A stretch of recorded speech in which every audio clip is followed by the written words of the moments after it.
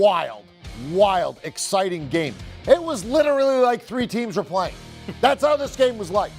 You had the Raiders, the Chargers, and the Steelers. The Steelers were playing even though they weren't there because all they needed was a non-tie to make the playoffs, and it looked like it was going to be a tie. This was terrific. What a way to end up the regular season. And oh, by the way, Vegas kicks a field goal to win on the last play of the regular season. They will open up the playoffs. The first playoff game that will be played will be Vegas in Cincinnati against the Bengals on Saturday. Yeah, HQ, welcome in. There he is, our two-time Super Bowl champion with the Pittsburgh Steelers, who are now in the playoffs. Brian McFadden, Ryan Wilson, CBS Sports NFL and NFL Draft expert. I'm Eric Casillas. B-Mac, I'm going to start with you. Take me through the emotional roller coaster that it was to be part of this game as a member of the Steeler family that needed anything but a tie. Then it looked like it was going to be a tie, and then it wasn't a tie in the very last play. I mean, I really feel like I need to go check my blood pressure. I know my grandma used to tell me all the time, anytime your pressure is high, go take you some garlic pills or something with garlic in it, or some type of home remedy or something like that. I need to go check my cabinets to see what I have, because right now I feel drained, emotionally drained, mentally drained. Because like you said, EK, the Steelers didn't play one down in this ball game, but of course they were tied to this ball game based on who won and who lost. So clearly, an entertaining ball game. Let's say this. Bravo to the NFL and how they scheduled the final week of the season. Bravo to the NFL in which teams played in which time slot. This was an entertaining, drama-led game, and I loved it from start to finish. A huge, big-time job by the Raiders. All the adversity they faced throughout this year. You know, losing your coach, losing one of your star players, injuries, COVID-related issues, and then finding a way to get into the postseason. Played against a team that I believe have had more talent than them, but they just left it all out there on the line in Vegas, and because of that, they're going to the playoffs. All right, was the game coached the right way down the stretch? Because it was interesting because, again, the coaches know if we tie, we're both in. You saw in overtime. Brandon Staley, the Charger coach, didn't call timeouts down the stretch because what he was saying is, if I can stop them on this 3rd and 4, I'm going to get a tie and I'm going to get in. If I don't stop them and I call timeout, I'm going to give them more of an opportunity to get an easier field goal. Did you have a problem with the way either side sort of coached the overtime and down the stretch? No, not at all. And in fact, as B-Mac sort of alluded to, it felt like the Raiders got the ball first, ran it really well in overtime, had to settle for a field goal. Then come the Chargers right back down there. They settled for a field goal after moving the ball pretty well in the middle of the field. And at that point, with about 4.5 minutes to go, you felt like, okay, maybe both sides will decide, in fact, that we're going to button this thing up and settle for a tie. You mentioned the timeout that Brandon Staley called there. I thought that was the right decision.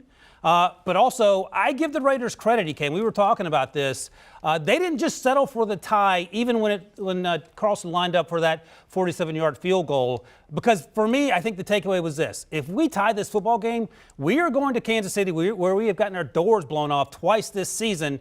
Instead, we go to Cincinnati. They didn't win that game in Cincinnati, but they played well down the stretch. They've won 4 games in a row. They beat the Colts last week. They obviously beat the Chargers just now. I thought it was a gutsy effort, and as you noted while we were watching the final few minutes, it felt like 3 teams were playing. It was a weird sort of excitement that you don't see in a regular NFL game, and it was a lot of fun, even though B-Mac obviously had something on the line. I'm a Steelers homer, so I had a vested interest in it, but it was a lot of fun to watch. We got to give the Raiders some flowers here. Derek Carr now goes to the playoffs. Rich Bisaccia's an interim coach. I don't think that's ever happened before, an interim coach taking a team to the playoffs. They gave up a touchdown on the last play. Then they get a field goal in overtime. Then they give up a field goal in overtime. Then they get another field goal on the last play of overtime to win the game and become the 5 seed. This season wasn't easy, and this game was a microcosm of this season where it wasn't easy, but they found a way through. How did the Raiders make the playoffs, B-Mac? Just energy and not allowing the adversity to stand in their way that they faced throughout the entire season. And let's keep it real. Derek Carr was not the best quarterback on the football field, but he made plays when he needed to make plays, and that has been his storyline the entire season. The chemistry he's established with, there you see Hunter Renfrow, getting Darren Waller back in the thick of things. Granted, he wasn't very, very impactful, but just having him back in the lineup is huge. And then just understanding and knowing what the team does, what the team you're playing against, the things they do well and the things they struggle against, that was something they emphasized. For the Raiders, look how well they ran the football against the Chargers. The Chargers defense, the entire season, guys, they've had issues stopping opposing teams' offenses, rushing attack. And once again, as a team, the Raiders ran for 34 attempts for 174 yards and a touchdown. Josh Jacobs had 132 by himself. So seeing how they strategize and were able to execute that for 4 quarters has really been their storyline throughout this winning streak and ultimately leading them into the playoffs. The Chargers, we overrated them. And I don't mean we, CBS Sports HQ, I mean we, anybody who follows football. They are not a playoff team. And it wasn't bad luck why they're out. It wasn't injuries why they were out. They weren't good enough to be a playoff team. They're the best team to not make the playoffs. They just finished 4th in the Olympics. They're the best guy not to medal. That's who they are. How and why and where did we overrate the Chargers? Well, right. They finished 9-8. They don't feel like a 9-8 team. So where do we overrate them? I think it starts with the defense. They battle injuries there. They've had inconsistencies there. Their special teams has been absolutely atrocious all season. We saw glimpses of that tonight. They fumbled a punt that led to points early in the game. Late in the drive in the 4th quarter, they had an opportunity to recover a fumble. They didn't do it. They punted and got holding on the punting. So instead of starting at the plus 19, they're at the minus 17. So these are the things that add up over the course of a season, over the course of a ball game. And of course, people always come back to EK and BMAC, Brandon Staley's decision making. And he's all analytics all the time. We know he went for it on 4th and 1 inside his own 20, didn't get it. Early, and it led to 3 points.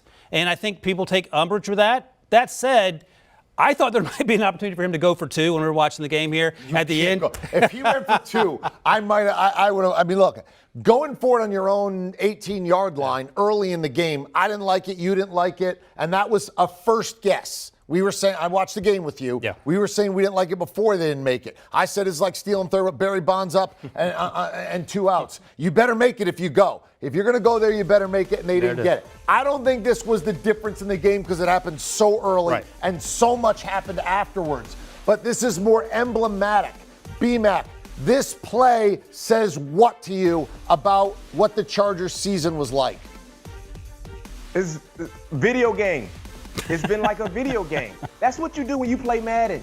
You go for it. I play my son in Madden. Guess what he does? He doesn't punt the football. I'd be like, yo, Cash, you can't go for it every time. Well, I want to. Okay, go for it. And guess what? You're going to lose. That play was early in the 3rd quarter. I don't remember exactly what was on the clock. But at that time, they were only down 3 points. And if you think back to that, to the 17 points the Raiders scored going into halftime, they were able to benefit off of penalties, right? It wasn't like they were able to drive the length down the football field and consistently put points on the scoreboard. No. So at that time, the Chargers defense was playing pretty good, to say the least, right? But you're backed up inside your own 20-yard line. I've never seen that happen before in my life in real football, especially in the 3rd quarter.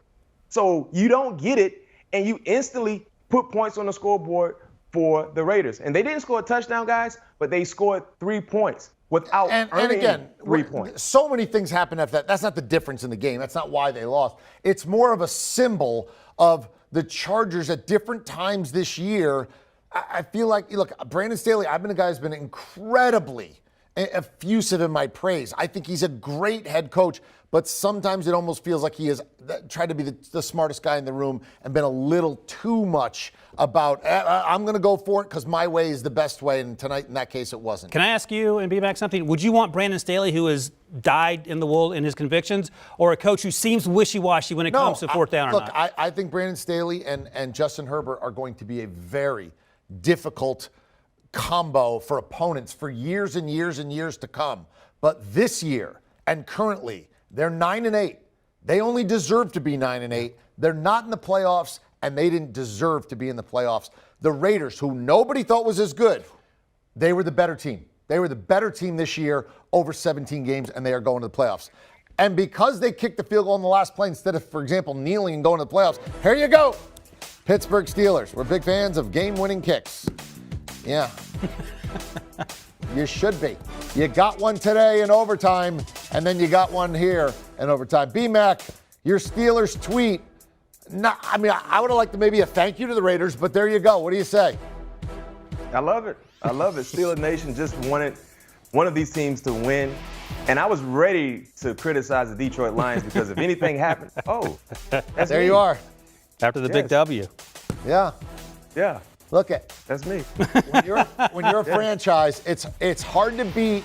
My dad has always told me it's hard to beat lucky and good when they meet together. The Steelers, it seems like as a franchise, overall, in my lifetime, the Steelers have been a really good combination of lucky and good.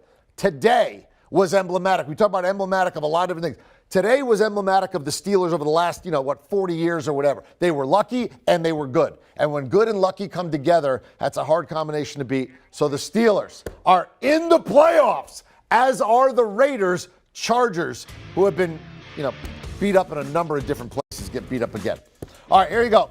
Here's your Super Wildcard weekend. So the first game going to be Raiders and Bengals in Cincinnati. That's your 5-4 in the AFC. And then Saturday night, the second Saturday game, Patriots, Bills.